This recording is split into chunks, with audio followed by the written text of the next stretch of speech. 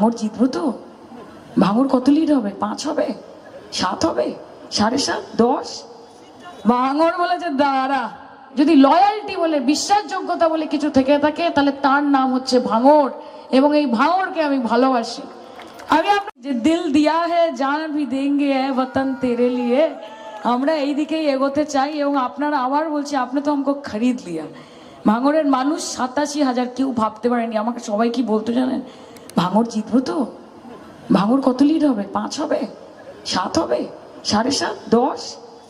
ভাঙড় বলেছে দাঁড়া, দিচ্ছি 7 না 87 হবে, এবং 87 করেছে।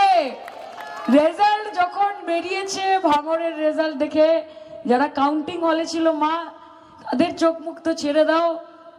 গোটা পশ্চিমবঙ্গের নানান জায়গা থেকে আমার কাছে ফোন এসেছে যে ভাঙড় 87,000 লিড দিয়েছে। ভাঙড়ের মা মাটি মানুষকে আমাদের কুর্নিশ, আমাদের সালাম, আমাদের প্রণাম।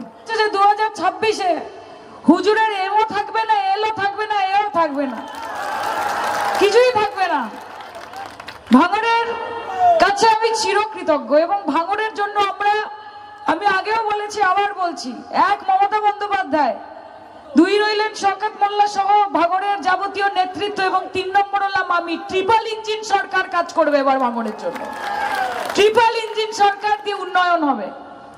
রাস্তাঘাট, পানীয় জল, আলো, সামাজিক সুরক্ষা, সব রকমের সৌন্দর্যায়ন, সুন্দর ভাঙড়, শান্তির ভাঙড়, ভালোবাসার ভাঙড়। এই যে ভাঙড় বললেই সবাই একটা ভুরু কুচকায় না, যে বাবা ভাঙড়, বাবা ভাঙড়, ওরে বাবা বোমা ভাঙড়, ওরে বাবা গুলি ভাঙড়। এই ছবি তো আমরা ভাঙড়ের জন্য চাইনি। আরে ভাঙড় থেকে লোক যদি কলকাতায় ঘুরতে যেতে পারে, কলকাতা থেকে কেন ভাঙড়ে ঘুরতে আসতে পারবে না? ভাই, তাদেরও তো ব্যবস্থা করতে হবে নাকি? হ্যাঁ, কাম টু ভাঙড় বলতে হবে তো, আই লাভ ভাঙড় লিখতে হবে তো, কাজে সেই ব্যবস্থা করতে হবে। এখানে যারা যারা রয়েছেন প্রত্যেক নেতৃত্ব, কাকে ছেড়ে কার কথা বলবো? রাত্রিবেলা 12টার সময় ফোন করছে শওকতদা, আতঙ্কে, চিন্তায়। আমি বলছি কি হয়েছে দাদা? রাত 12:30 বাজে। বলছে বোমা মেরেছে। আমাদের 5টা ছেলে এবং তার সঙ্গে আরো 2 জন অত্যন্ত গুরুতর। কি করা যায়, কি করা যায়? আমি নিয়ে যাচ্ছি হাসপাতালে। আমি বললাম দাদা আমি আসবো। বলছে না, এখন আসতে হবে না, আমি দেখছি ওদের হয়তো আরো অনেক বেশি ট্রিটমেন্টের দরকার। রাত্রিবেলা 12:30টার সময় নিয়ে যাওয়া হলো পিজি হাসপাতাল। এক একজন করে ঢুকছে, তাদেরকে দেখে দেখে আমরা শিউরে যাচ্ছি। কারুর হাত জ্বলে গেছে, কারুর পা জ্বলে গেছে, কারুর সমগ্র ব্যাক সাইড পুরো জ্বলে গেছে। বসে আছেন সব একের পর এক।